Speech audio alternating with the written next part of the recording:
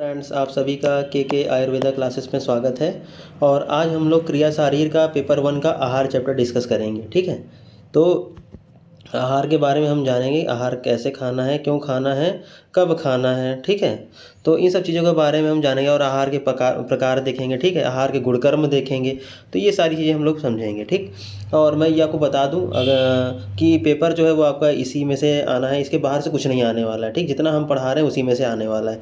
तो आप बढ़िया अच्छे से नोट्स बनाते हुए चलिए और याद करते हुए चलिए। क्लियर?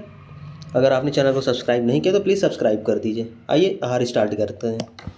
आहार आहार की निरुक्ति के लिए क्या बोला गया है? तो प्राचीन वाङ्मय ने आहार शब्द की निरुक्ति जो है निम्न प्रकार से की है। कैसे की है, आइए देखते हैं। तो आहिर्यते उपशीयते शरीरम अनेन इति आहारः। ठीक है, फिर से देखेंगे एक बार। आहिर्यते उपश्चीयते शरीरम अनेन इति आहारः, अर्थात प्रत्येक देहधारी क्षण प्रतिक्षण अपने परिश्रम एवं स्वभावतः शारीरिक उपादानों का ह्रास करता रहता है और उसकी क्षति के लिए जिस द्रव्य की आवश्यकता होती है उसे आहार कहते हैं। मीन्स कि प्रत्येक देहधारी जो देह को धारण करने वाला होता है वो क्षण प्रतिक्षण अपने परिश्रम से, ठीक है, जो परिश्रम कर रहा है या स्वभावतः उसके शरीर क्या होता है, उसके शरीर के उपादानों का ह्रास होता रहता है, यानी कि क्षरण होता रहता है। ठीक है, और उसकी क्षति के लिए जिस द्रव्य की आवश्यकता होती है, मतलब उसकी क्षति पूर्ति के लिए, जो उसका ह्रास हो रहा है उसकी क्षति पूर्ति के लिए जिस द्रव्य की आवश्यकता होती है उसे हम लोग क्या कहते हैं, आहार कहते हैं। उसे हम लोग आहार कहते हैं, यानी कि हम लोग आहार जो ले रहे हैं उसी से जो शरीर का प्रतिक्षण क्षण हो रहा है, ठीक है, उसका क्षरण हो रहा है शरीर का, तो उसकी क्षति पूर्ति के लिए हम लोग आहार का सहारा लेते हैं। ठीक है, यानी कि आहार को ग्रहण करते हैं। तो उसी के विषय में आयुर्वेदी महाकोश में क्या लिखा हुआ वो देखते हैं। आहिर्यते इति आहारः, अर्थात जो कुछ खाया जाता है उसे आहार कहते हैं। सिंपल सी एक लाइन में डेफिनेशन क्या होगी, जो कुछ भी खाया जाता है उसे हम आहार कहते हैं। ठीक है, जैसे अन्न पान आदि सभी प्राणियों के प्राण के अस्तित्व का कारण है।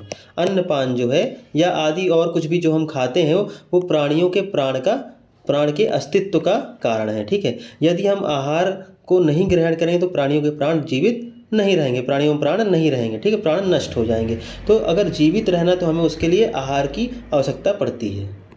ठीक है, तो आचार्य चरक क्या कहते हैं, त्रय उपस्तंभा इति आहारः स्वप्नो ब्रह्मचर्यम इति। ठीक है, आचार्य चरक के अनुसार फिर से देखेंगे एक लाइन में क्या है, त्रय उपस्तंभा, 3 उपस्तंभ, इति आहारः, ठीक है, स्वप्नो ब्रह्मचर्यम इति। ठीक है, प्रोनाउंसिएशन ध्यान से पढ़ा करिए। ठीक है, आइए देखते हैं क्या है। वात पित्त कफ इस शरीर के प्रधान स्तंभ माने गए हैं। कौन से, ये जानते हैं, एमसीक्यू क्वेश्चन बनता है 1 नंबर में। ठीक है, वात पित्त कफ क्या माने गए हैं, उपस्तंभ माने गए हैं कि स्तंभ माने गए हैं। ठीक है, तो वात पित्त कफ जो है वो शरीर के प्रधान स्तंभ माने गए हैं। क्लियर? आहार को उपस्तंभों में प्रधान माना गया है। आहार को क्या माना गया है, उपस्तंभों में प्रधान माना गया है। ये भी ध्यान रखिएगा। ठीक है, 1 नंबर में आ सकता है, क्योंकि आहार से ही रस का वात आदि दोषों का, धातुओं का निर्माण होता है। आहार से क्या क्या होता है भाई, आहार से रस का, वात आदि धातु दोषों का यानी वात पित्त कफ का और धातुओं का निर्माण होता है। क्यों? जैसे हम लोग आहार को ग्रहण करते हैं तो आहार को ग्रहण करने के बाद क्या होता है, वो रस फॉर्म में चेंज होता है, तो फिर रस से रक्त बनता है, रक्त से मेद बनता है। ठीक है, सॉरी, मांस बनता है, मांस से मेद बनेगा, मेद से अस्थि बनेगी, अस्थि से मज्जा, मज्जा से शुक्र बनता है। तो इस प्रकार दोषों का और धातुओं का निर्माण होता है। किससे होता है? आहार के द्वारा होता है। क्लियर? और क्या बोला है, इसके अभाव में, यदि इसका अभाव है, आहार नहीं है, तो क्या होगा, शरीर की स्थिति नहीं रह सकती। भाई आहार नहीं है तो प्राण कैसे रहेंगे, प्राण नहीं रहेंगे तो मनुष्य क्या है, वो जीवित नहीं रहेगा। तो इसके अभाव में शरीर की स्थिति नहीं रह सकती है। इसलिए आचार्य चरक ने आहार की प्रशंसा निम्न प्रकार से की है। किस प्रकार से की है, ये श्लोक इंपॉर्टेंट नहीं है, मैं इसको कट कर दे रहा हूँ। ठीक, श्लोक पढ़ने की जरूरत नहीं है, हम एक बार केवल रीडिंग कर लेते हैं, बाकी याद करने की जरूरत नहीं है। तो आइए रीडिंग करते हैं। क्या, प्राणाः प्राण अभ्रतास मंत्र मन्नम। ठीक है, प्राणाः प्राण अभ्रताम, ठीक है, अन्न मंत्रम लोको अभिधावति वर्णः प्रसादः स ऐश्वर्यम जीवितम प्रतिभा सुखम तुष्टि पुष्टिर्बलम मेधा सर्वम अन्ने प्रतिष्ठितम लौकिकम कर्म यत् वृंतो सर्वगतो यच्च वैदिकम। ठीक है, कर्म उपवर्गे यच्च उक्तम तच्च तच्च आपन्ने, ठीक है, तच्च आप्य अन्य प्रतिष्ठितम। आचार चरक के अनुसार। इस श्लोक याद करने की जरूरत नहीं है। आइए इसकी हिंदी देखते हैं। क्या है? आहार यानी कि अन्न सभी प्राणियों का प्राण होता है। ये हम पहले भी चर्चा कर चुके हैं कि आहार जो है क्या है, सभी प्राणियों का प्राण होता है, इसलिए सभी प्राणी इसे ग्रहण करने हेतु आतुर हैं। तो अगर जब आहार क्या है, सभी प्राणियों का प्राण है, तो सभी लोग क्या करेंगे, इसको ग्रहण करने के लिए क्या कहते हैं, आतुर रहते हैं। ठीक है, यानी व्याकुल होते हैं। या शारीरिक वर्ण यानी शरीर के वर्ण, प्रसन्नता, सुस्वर, जीवन, प्रतिभा, सुख, संतोष, शरीर की पुष्टि, बल तथा मेधा का कारण होता है। आहार किसका कारण होता है भाई? यदि हम आहार को ग्रहण करेंगे तो शरीर का वर्ण यानी कि उसका कलर, प्रसन्नता, भाई आहार अगर खाएंगे तो हम क्या होगा, प्रसन्नता रहेगी हमारे शरीर में। ठीक है, सुस्वर होगा, जीवन अच्छे से चलेगा, प्रतिभा रहेगी, सुख मिलेगा, संतोष होगा, शरीर की पुष्टि होगी, ठीक है, बल आएगा, तथा मेधा का कारण होता है। ठीक है, मेधा का कारण होता है। और लौकिक, वैदिक तथा मोक्ष साधक कर्म भी अन्न के अधीन है। ठीक है, ध्यान दीजिएगा, लौकिक, वैदिक तथा मोक्ष ये क्या है, साधक कर्म भी अन्न के अधीन होते हैं। ठीक है, अन्न के अधीन होते हैं।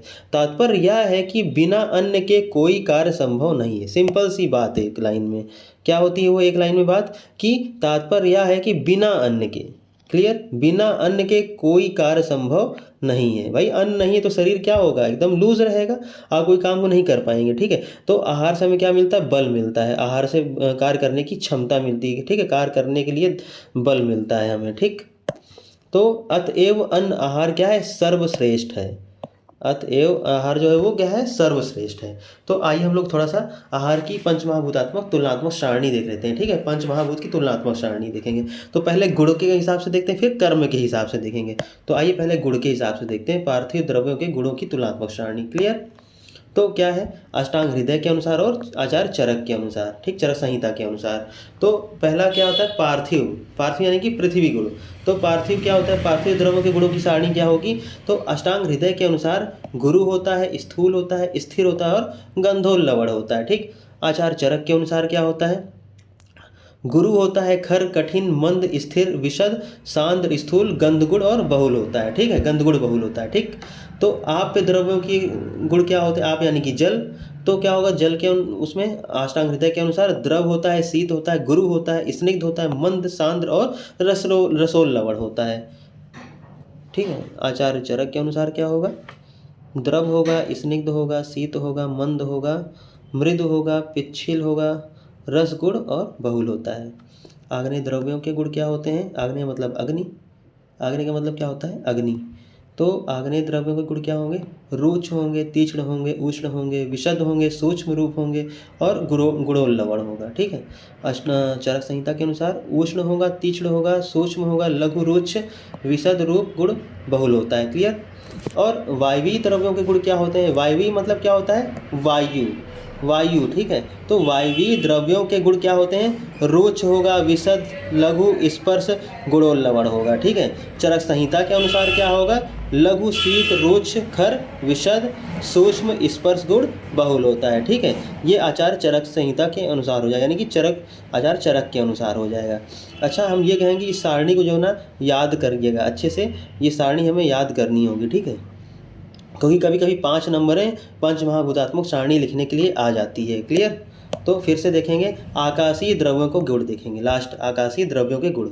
तो अष्टांग हृदय के अनुसार क्या है, वो सूक्ष्म होता है, विशद होता है, लघु, शब्द, गुणोल्लवण होता है। ठीक, और चरक संहिता के अनुसार क्या होगा, मृदु, लघु, सूक्ष्म, लक्षण, शब्द, गुण बहुल होता है। क्लियर? तो ये हमने तुलनात्मक सारणी अष्टांग हृदय के अनुसार पढ़नी और चरक संहिता के अनुसार पढ़ ली हमने। तो इसमें हमने क्या क्या पढ़ा, पार्थिव द्रव्यों के गुण पढ़े, आप द्रव्यों के गुण पढ़े और आग्नेय द्रव्यों के गुण पढ़े, वायवीय द्रव्यों के गुण पढ़े और आकाशीय द्रव्यों के गुण पढ़े। तो इन सारे गुणों को हमको याद करना होगा। ठीक है, तो इसको रट्टा मार लीजिएगा इस सारणी को। नेक्स्ट सारणी जो है वो क्या है, पार्थिव द्रव्यों के कर्मों के अनुसार है। ठीक है, तो पार्थिव द्रव्यों के कर्म के अनुसार इस तुलनात्मक सारणी को हम लोग पढ़ेंगे। तो आइए देखते हैं, ये कर्मों के अनुसार, वो पहले क्या थी, गुणों के अनुसार थी। ठीक है, पहले क्या थी, ये देखिए गुणों के अनुसार थी, ये गुणों के अनुसार थी, अभी क्या है, कर्मों के अनुसार है। आइए देखते हैं क्या है। पहले अष्टांग संग्रह के अनुसार और चरक संहिता के अनुसार देखेंगे। पार्थिव द्रव्यों के कर्म क्या होते हैं, गौरव होता है, स्थैर्य होता है, संघात होता है और उपचय होता है। चरक संहिता में क्या लिखा हुआ है, उपचय, संघात, गौरव, स्थैर्य, ठीक है, सेम है। तो आप्य द्रव्यों के कर्म क्या होते हैं, स्नेहन, विस्यंदन, क्लेद, बंध, ठीक है, प्रहलाद। और चरक संहिता के अनुसार उपक्लेद होता है स्नेह, बंध, विस्यंद, मार्दव और प्रहलाद, ठीक है। आग्नेय द्रव्य गुण क्या होते हैं, कर्म द्रव्य के कर्म, आग्नेय द्रव्य कर्म क्या होते हैं, आग्नेय मतलब अग्नि द्रव्य के कर्म क्या होंगे, तो अग्नि से क्या होता है, दाह उत्पन्न होगी, प्रभा होगा, वर्ण होगा, प्रकाश होगा और वचन आएगा, ठीक है। और चरक संहिता के अनुसार दाह उत्पन्न होगी, पाक होगा, प्रभा होगा, प्रकाश होगा और वर्ण होगा, ठीक। वायवी द्रव्य के कर्म क्या होते हैं, वायवी यानी कि वायु के कर्म क्या होंगे, तो रौच होगा अष्टांग हृदय के अनुसार, संग्रह के अनुसार, लाघव होगा, वैशद्य होगा, विचार, ग्लानि होगी, ठीक है। और चरक संहिता के अनुसार रौच, ग्लानि, विचार, वैशद्य और लाघव होगा। आकाशीय द्रव्य गुण आकाशीय द्रव्यों के कर्म क्या होते हैं, सौशिर होता है और लाघव होता है, मार्दव, सौशिर और लाघव, ठीक है। तो ये कर्म की सारणी थी आचार्य अष्टांग संग्रह और चरक संहिता के अनुसार, यानी अष्टांग हृदय के अनुसार और आचार्य चरक के अनुसार, ठीक है। तो पार्थिव हमने देखा, आप देखा, आग्नेय देखा और वायवी देखा और आकाश के कर्म देख लिए हमने। तो इस तुलनात्मक सारणी को भी आप याद कर लीजिएगा, क्लियर। एक नेक्स्ट क्वेश्चन एक ये बनता है कि आहार परिणाम कर भाव, 5 नंबर में ये आता है, ठीक है।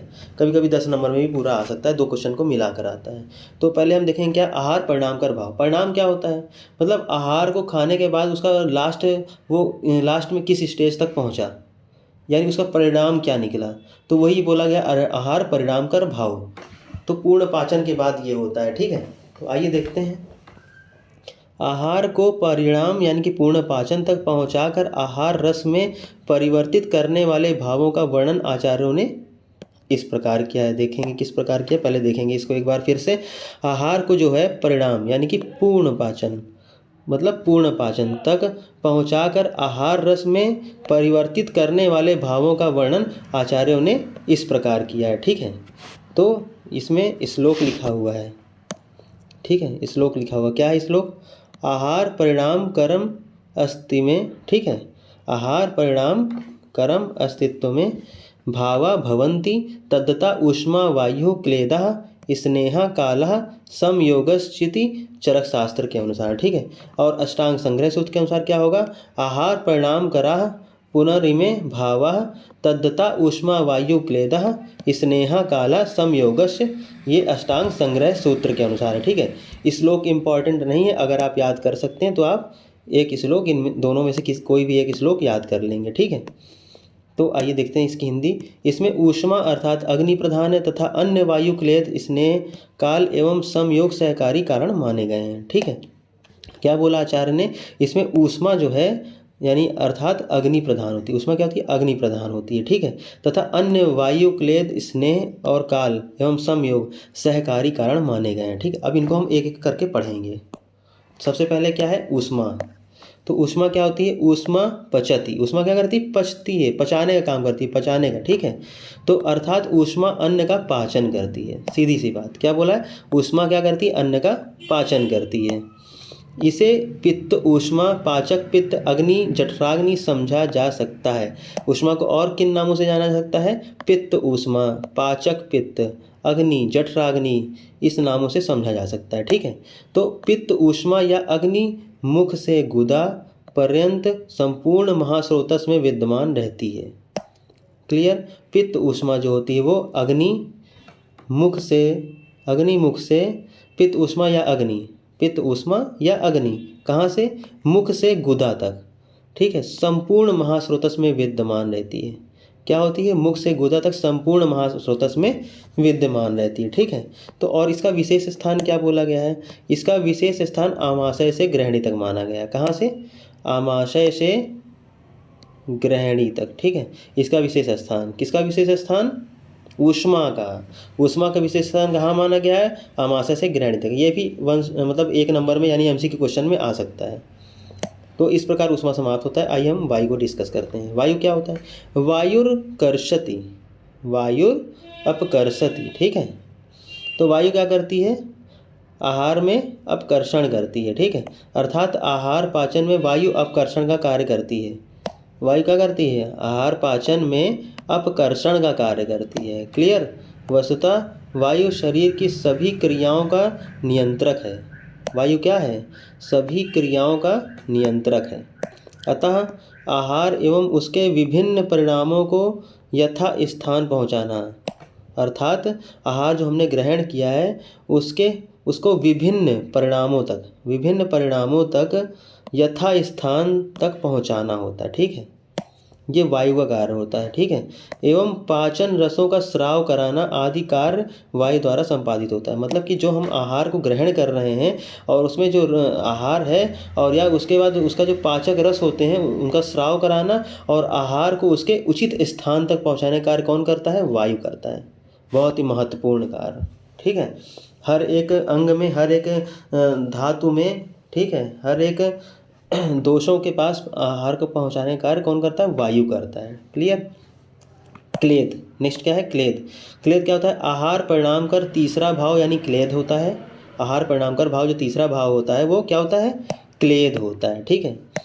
तो क्लेद आहार को शिथिल करता है या गीला करता है। मतलब कि जो हम आहार ग्रहण करते हैं, जैसे ही मुख में रखते हैं तो सलाइवा के द्वारा, ठीक है, यानी लार के द्वारा जो आहार होता है वो क्या होता है? उसमें क्लेदता आती है, ठीक है, उसमें स्निग्धता यानी क्लेदता आती है, गीला होता है। तो क्या करता है? वो आहार को शिथिल करता है, ठीक है, या गीला करने का कार्य करता है। स्नेह का कार्य क्या है? स्नेहो मार्दव जनयति, अर्थात स्नेह अन्न को मृदु बनाता है। स्नेह क्या करता है? अन्न को मृदु बनाता है, ठीक, मृदु बनाता है। अन्न पानगत घृत आदि स्नेहों से आहार मृदुता को प्राप्त होता है, ठीक है। अन्न पानगत घृत आदि से क्या होता है? स्नेह से आहार मृदुता को प्राप्त होता है, ठीक है, मृदुता को प्राप्त हो जाता है। तो मृदुता का अर्थ क्या होता है? लुब्रिकेशन। मृदुता का अर्थ जो होता है वो क्या होता है? लुब्रिकेशन लिया जा सकता है। इसलिए स्निग्ध आहार के सेवन का उपदेश आयुर्वेदी आचार्यों ने किया है। क्लियर? तो मृदुता का अर्थ क्या होता है? लुब्रिकेशन। इसलिए स्निग्ध आहार के सेवन का उपदेश आयुर्वेदी आचार्यों ने किया है, ठीक है। नेक्स्ट क्या है? काल। काला पर्याप्तम अभिनिर्वर्तन इति, ठीक है, काला पर्याप्तम अभिनिर्वर्त इति। काल ही ग्रहित आहार को सुपक्व रूप में परिणित करता है। सिंपल सा क्या लिखा हुआ है? काल ही ग्रहित यानी जो ग्रहण किया हुआ आहार है उसको सुपक्व रूप में परिणित करता है, ठीक है, चेंज करता है, परिणित करता है। आहार पाचन की विभिन्न क्रियाओं में समय लगता है, ठीक है। आहार जो ग्रहण करते हैं तो आहार पाचन की विभिन्न क्रियाओं में क्या लगता है? समय लगता है।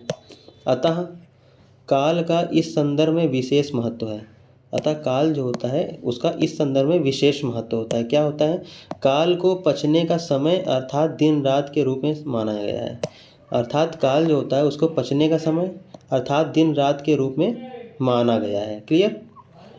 अब आते हैं समयोग में, ठीक है। समयोग क्या होता है? समयोगस्त्वेषां परिणाम धातु साम्यकरः संघयते, ठीक है, संपघयते। आचार्य चरक के अनुसार है क्या है? समयोगस्त्वेषां, ठीक है, परिणाम धातु साम्यकरः, ठीक है। उसके बाद क्या बोला है? संधते, ठीक है, संपधते।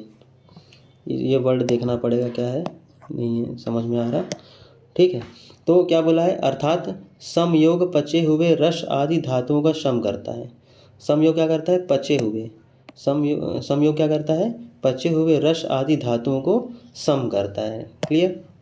आहार को सम मात्रा में लेने से धातुओं की उत्पत्ति भी सम मात्रा में होती है। आहार को क्या करते हैं हम लोग, यदि सम मात्रा में ले रहे हैं तो धातुओं की उत्पत्ति भी क्या होती है, सम मात्रा में होती है। ठीक है, इसके विपरीत होने से शरीर में अजीर्ण होकर अनेक रोग उत्पन्न होते हैं। ठीक है, अब क्या हो रहा है, अगर इसके विपरीत होने से, अगर हम विपरीत आहार ले रहे हैं तो क्या होगा, अजीर्ण होगा। ठीक है, अजीर्ण होगा, उससे क्या होगा, अनेक रोग उत्पन्न हो जाएंगे। उससे क्या होगा, अनेक रोग उत्पन्न हो जाएंगे।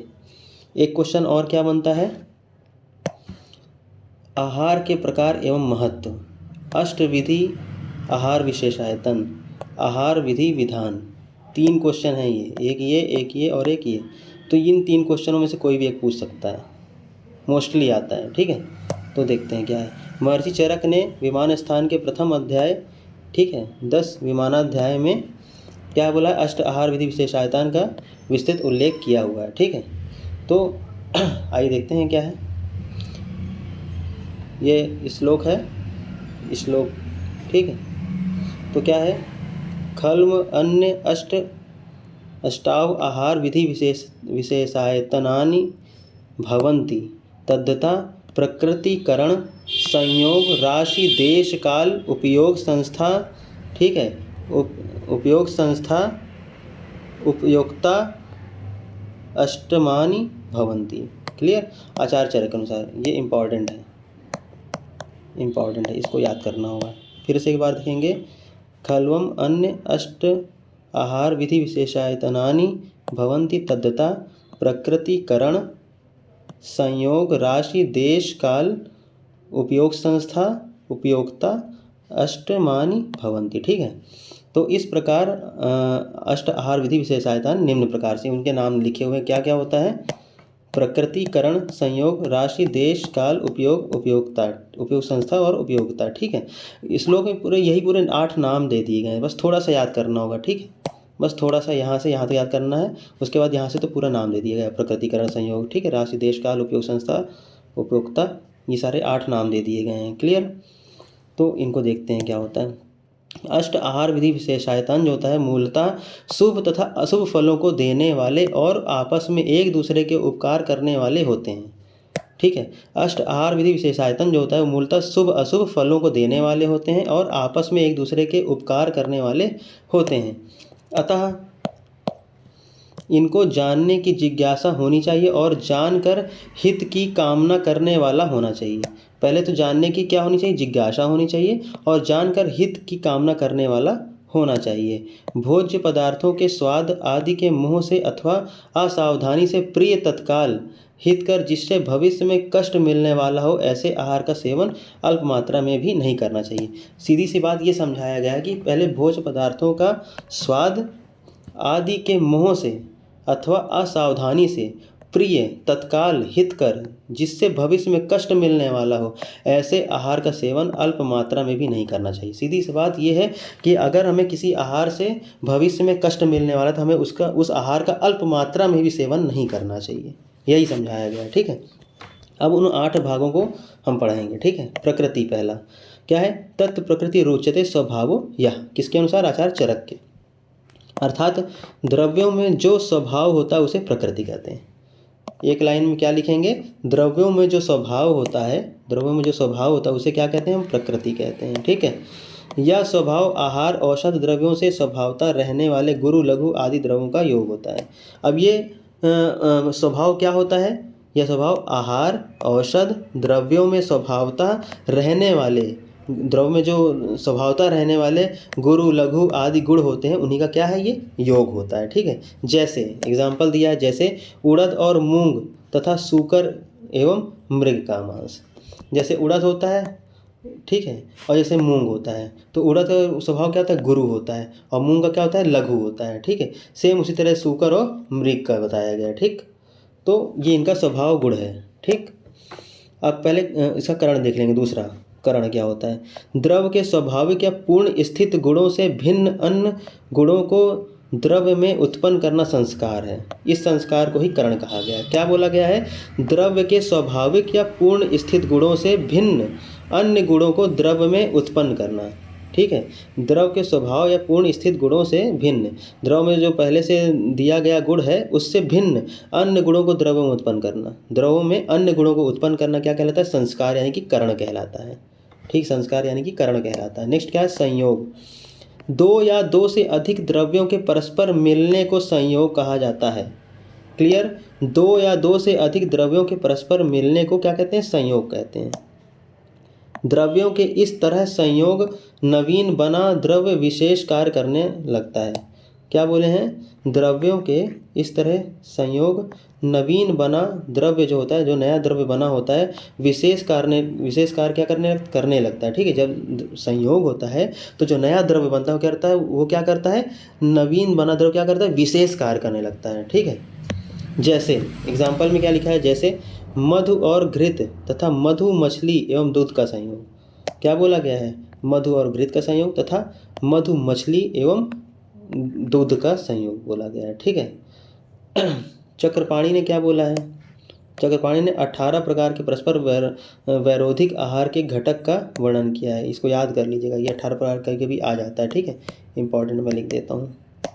क्या है? देश विरुद्ध, काल विरुद्ध, अग्नि विरुद्ध, मात्रा विरुद्ध, शात्म विरुद्ध, दोष विरुद्ध, संस्कार विरुद्ध, वीर्य विरुद्ध, कोष्ठ विरुद्ध, अवस्था विरुद्ध, क्रम विरुद्ध, परिहार विरुद्ध, ठीक है, उपचार विरुद्ध, पाक विरुद्ध, संयोग विरुद्ध, हृदय विरुद्ध, संवद विरुद्ध, विधि विरुद्ध। ठीक है, ये 18 नाम दिए गए हैं।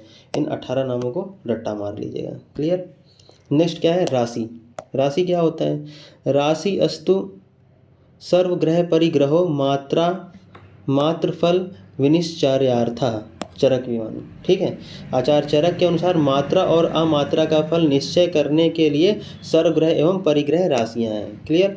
आचार्य चरक के अनुसार मात्रा और अमात्रा का फल निश्चय करने के लिए सर्वग्रह और परिग्रह राशियां होती हैं। तो सर्वग्रह राशि क्या होती है और परिग्रह क्या होती है? ठीक है, राशि क्या होती है हम पढ़ेंगे उसको। सर्वग्रह क्या होता है? सभी आहार द्रव्यों का एक साथ पिंड रूप में प्रमाण ग्रहण सर्वग्रह कहलाता है। क्या? सभी आहार द्रव्यों का एक साथ पिंड रूप में, किस रूप में? पिंड रूप में प्रमाण ग्रहण सर्वग्रह कहलाता है। ठीक है, पिंड रूप में प्रमाण ग्रहण क्या कहलाता है? सर्वग्रह कहलाता है। और परिग्रह क्या होता है? आहार द्रव्यों का एक एक करके प्रमाण ग्रहण को परिग्रह कहते हैं। ठीक है, आहार द्रव्यों का एक एक करके प्रमाण ग्रहण को परिग्रह कहते हैं। और पिंड रूप में किसे कहते हैं?